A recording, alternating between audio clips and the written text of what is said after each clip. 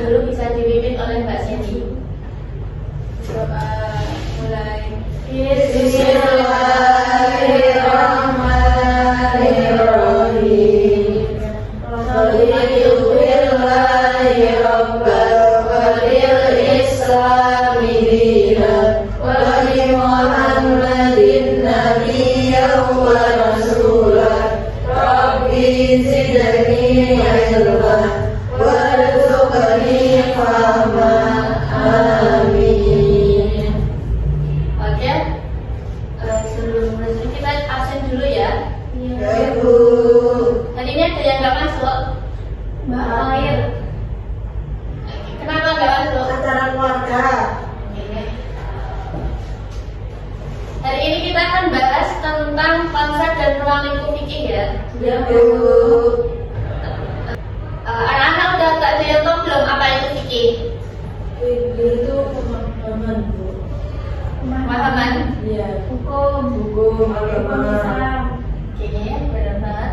Nah, di sini secara bahasa fikih itu berasal dari kata fikhun atau fahmun amikun yang berarti maknanya pemahaman yang mendalam. Nah, tapi secara istilah fikih itu adalah ilmu yang membahas hukum syariat yang mengatur perbuatan manusia dalam berbagai aspek kehidupan seperti individu, masyarakat, dan hubungan dengan Allah Subhanahu wa taala. Nah, di sini ada pendapat ulama tentang fikih. Yang pertama, Imam Abu Hanifah. Menurutnya, fikih adalah pengetahuan tentang hak dan kewajiban manusia. Sedangkan menurut Imam Syafi'i, fikih adalah hukum syariat berdasarkan dalil terperinci atau tafsili. Nah, kesimpulan definisi fikih berkembang sepanjang zaman. Nah, menurut ulama usul fikih, ilmu fikih dengan tema dan kaidah tertentu atau seperti qiyas, istihsan, maslahah.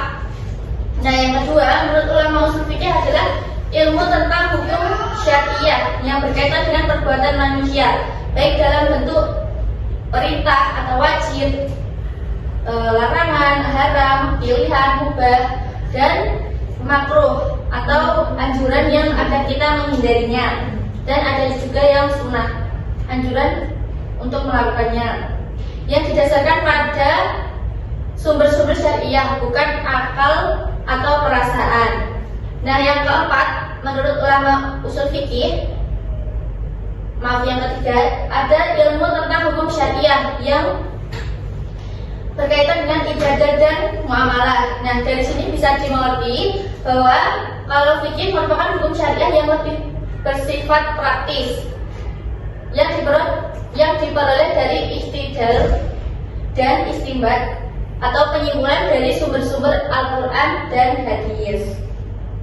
Nah, yang keempat, menurut ulama usul fikih, ada fikih diperoleh melalui dalil yang terperinci atau tafsili, yakni Al-Quran, Al-Hadis, qiyas, ijma, melalui proses istidlal atau deduktif, istinbat atau induktif atau nazar. Nah, kemudian ulama fikih sendiri mendefinisikan fikih sebagai sekumpulan hukum amaliyah yang akan dikerjakan atau yang disyariatkan dalam Islam. Dalam hal ini, kalangan fuqaha membaginya menjadi dua pengertian, yakni memelihara hukum furud, hukum keagamaan yang tidak pokok secara mutlak seluruhnya atau sebagiannya. Yang kedua adalah materi hukum itu sendiri, baik yang bersifat qat'i maupun yang bersifat dzanni. Dan yang berikutnya yaitu ada ruang lingkup fikih. Anak-anak ada yang tahu nggak apa aja ruang lingkup fikih? Ada berapa? Ada dua, Mas Adi? Ya, 4. Nah, ruang lingkup fikih ini ya, sebelumnya ilmu fikih adalah semua hukum yang terbentuk amaliyah untuk diamalkan oleh setiap mukallaf. Nah, mukallaf apa teman? Apa anak-anak? Apa itu mukallaf? Sudah diberi hukum. Oke, benar banget. Buat jadi bahasa bidan, mukallaf itu orang diberi tanggung jawab melaksanakan ajaran syariah Islam dengan tanda-tanda seperti apa?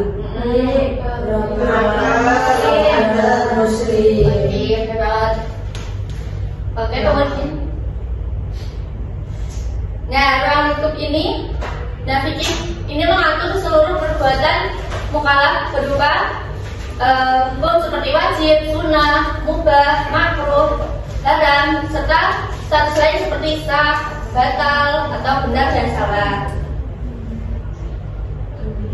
Nah, kemudian ruang lingkup fikih yang pertama yaitu ada di ibadah.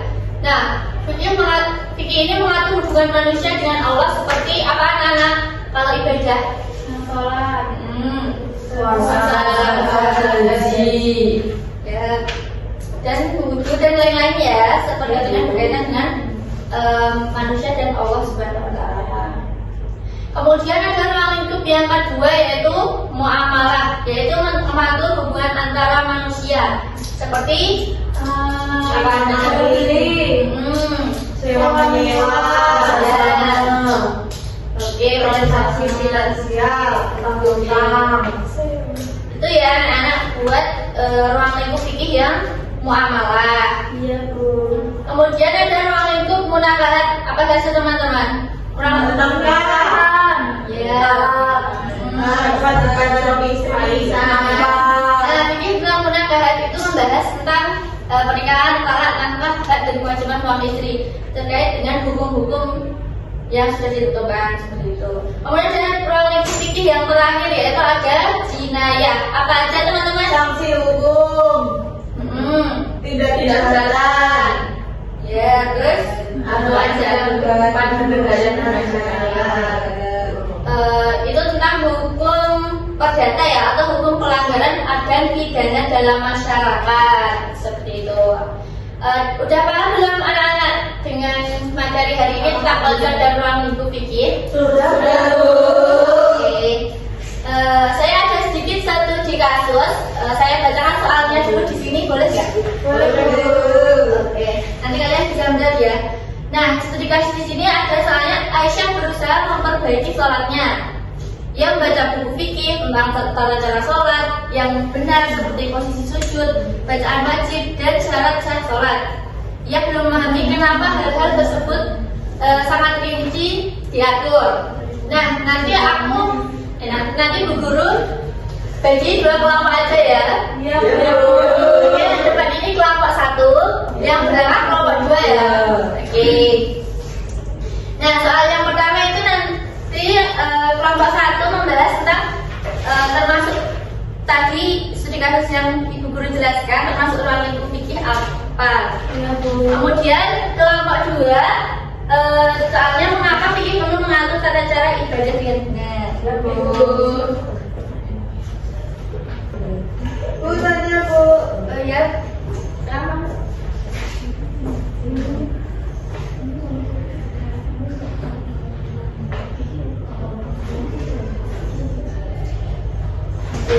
Ada yang konsen nggak anak-anak? Enggak Bu. Oke, udah selesai? Sudah lagi. Oke. Ini diskusikan ya anak-anak. Ini kelompok diskusi. Ayo udah selesai belum kelompok? Sudah Bu. Oke, boleh maju dulu ya. Ya. Semuanya boleh maju. Ya Bu. Sekarang Bu. Ya, sekarang.